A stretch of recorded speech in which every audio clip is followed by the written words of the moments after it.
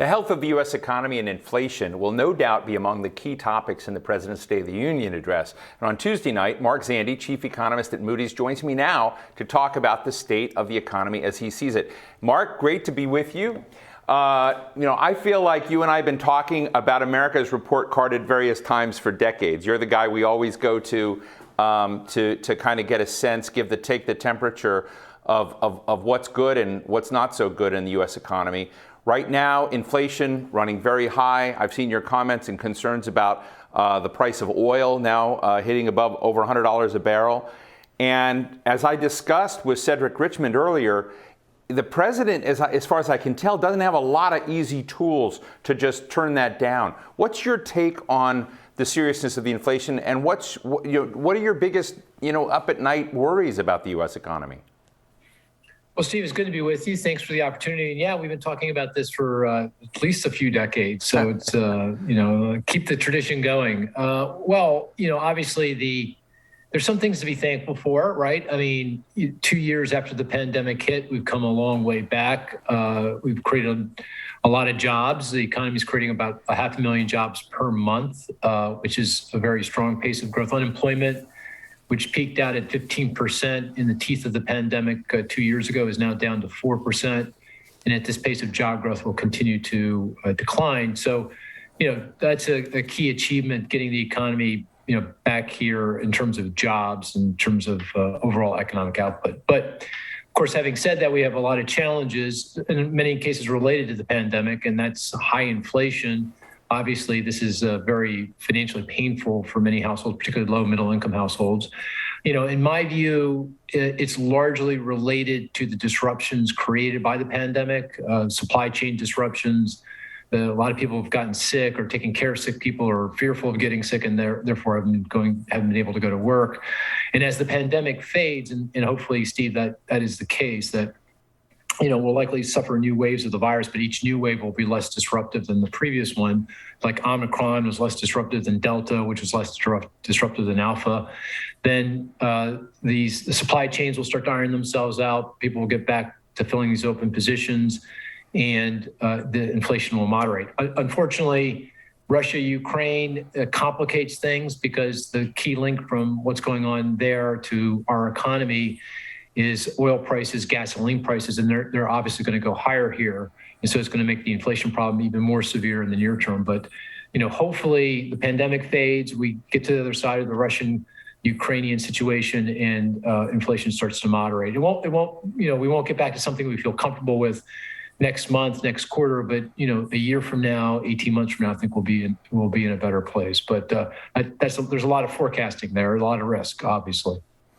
Mark, I went to an Apple store the other day in Fairfax and tried to buy a little electric cord adapter between two different gadgets. They didn't have any. They said, supply chain hits us too. So I want to ask you about supply chain. I interviewed Jason Furman, former chair of the Council of Economic Advisors, the other day, and he says one of the drivers of the supply chain problem is not just people not at work, not whatever.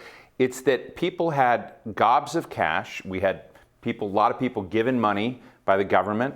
We had a lot of pent-up demand because of COVID when people weren't out buying, and then all the switches got turned on at a certain point. So we have enormous demand. So it's not just that the ports and rails aren't running as much as they used to. It's just the demand is higher. And I asked him, does he think the Trump administration and the Biden administration overstimulated the economy, put too much money? And he says that's part of the story. I'd love to get your take on whether Jason Furman is a bit right on that. No, I don't agree with that. I mean, I think demand was strong. I mean, because of the pandemic, we sheltered in place. We couldn't go to restaurants. We couldn't travel. We couldn't go to ball games. So we shifted our spending to stuff, everything from consumer electronics, the cord you're trying to get, to furniture, to, I've been on my back deck for a couple of years. I've invested in deck chairs. I've got 2 power washers. My wife asked, well, why 2? I can't really answer the question, but, bought a lot of stuff. But the supply chains were having no trouble delivering those goods, those products to us back in the summer of 2021, after the last of the stimulus hit the economy, the American Rescue Plan. No problem at all. There were no shortages of any consequence. The prices were not an issue.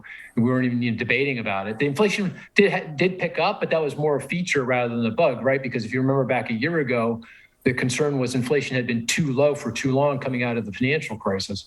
So it wasn't really an issue. But it was with Delta, when Delta hit back in the summer, fall of last year, which, by the way, Steve, that not only hit us hard, but it hit Asia particularly hard. They were very lightly vaccinated at the time. And of course, China had its no COVID policy.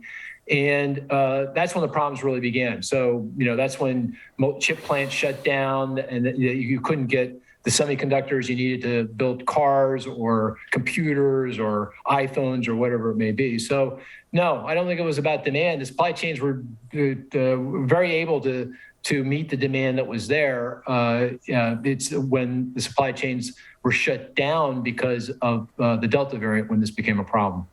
Mark, another area you and I have talked about in the past is the international dimensions of our economic performance. And before Russia had invaded Ukraine, now in Kiev, and that havoc, if you talk to Democratic or Republican House members and ask them, what's the thing that pops up now more than anything else that you're surprised by?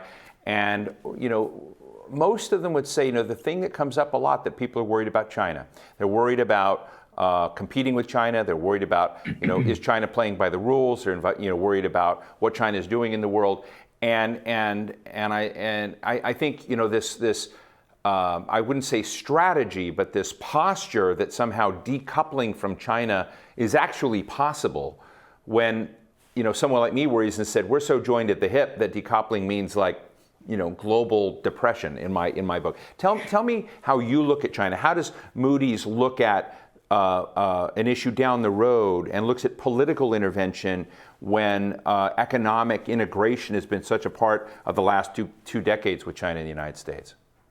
Well, I agree with you, Steve. I think we are tethered at the hip. And I do think, in general, globalization has served our economy well. I mean, it's created winners, big winners, and some losers. So, not everyone has done well as a result of globalization. And of course, when I say globalization, kind of leading the way here was China's entry into the global economy back beginning in 2001 when they entered into the World Trade Organization.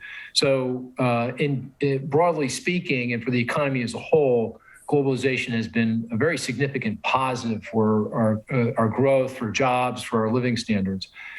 Having said that, I think the strategy had been for a couple of decades after the entry into the WTO, that if we embraced China closely enough, that they would ultimately play by the rules and engage in a fair way. And I think that has not happened, at least not I think to the expectation of policymakers, appropriately so. And I think we need to put pressure on China to engage China to change those practices that just aren't consistent with the entry into the World Trade Organization. Everything around intellectual property rights, open access to their markets, cybersecurity, all those things I think are very, very important.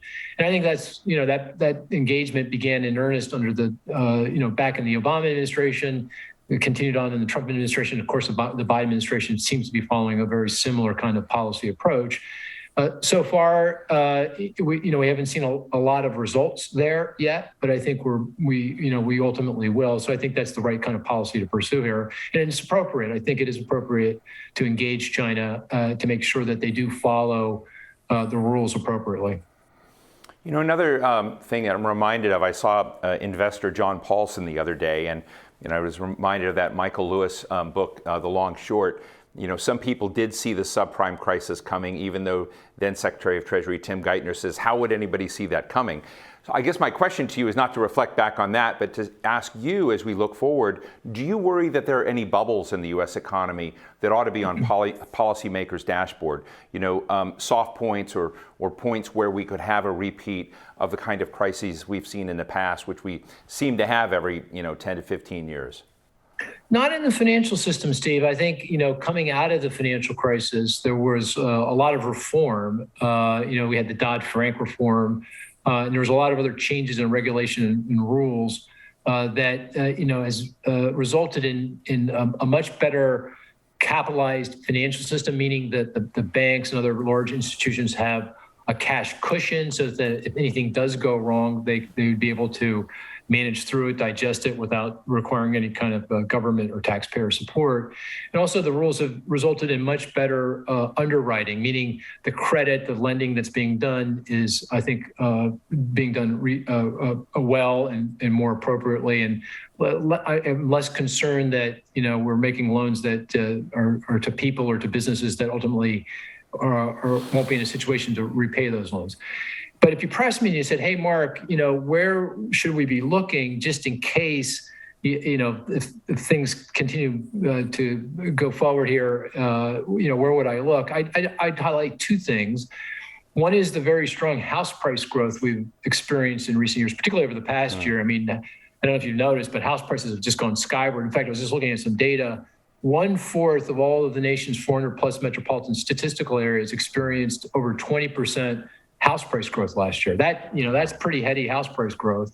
And that's okay. And that can work when interest rates are low, but that doesn't work so well when interest rates are high and rising. And so you can already feel it, kind of the housing market starting to struggle with these higher rates because they're conflating with the higher house prices, and affordability is becoming a real problem, and people can't buy these homes. First-time home buyer share of sales is declining.